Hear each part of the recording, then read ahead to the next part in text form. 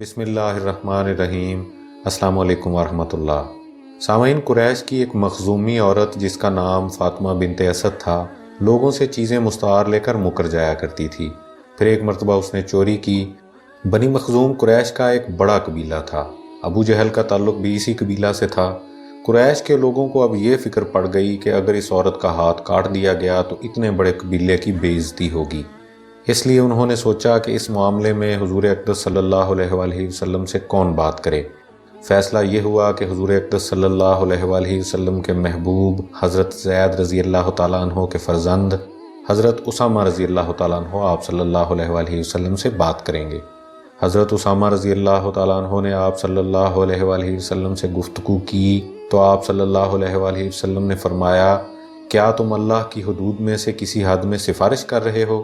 تو حضرت اسامہ رضی اللہ تعالیٰ عنہ نے عرض کیا، یا رسول اللہ صلی اللہ علیہ وآلہ وسلم، میرے لیے اللہ سے معافی طلب کیجئے۔ بعد میں یہ شام کے وقت آپ صلی اللہ علیہ وآلہ وسلم نے خطبہ ارشاد فرمایا اور فرمایا کہ تم سے پہلے لوگ اس لیے ہلاک ہوئے کہ اگر ان کے معزز آدمی نے چوری کی ہوتی تو وہ اسے چھوڑ دیا کرتے تھے، اور اگر کوئی کمزور چوری کرتا تو اس پر حد جاری کیا کرتے تھے۔ ایک روایت میں یہ بھی ہے کہ آپ صلی اللہ علیہ وآلہ وسلم نے بنی اسرائیل کا نام لیا، اور اس بات کی تائید حضرت عائشہ رضی اللہ تعالیٰ عنہا سے مروی ایک حدیث سے بھی ہوتی ہے۔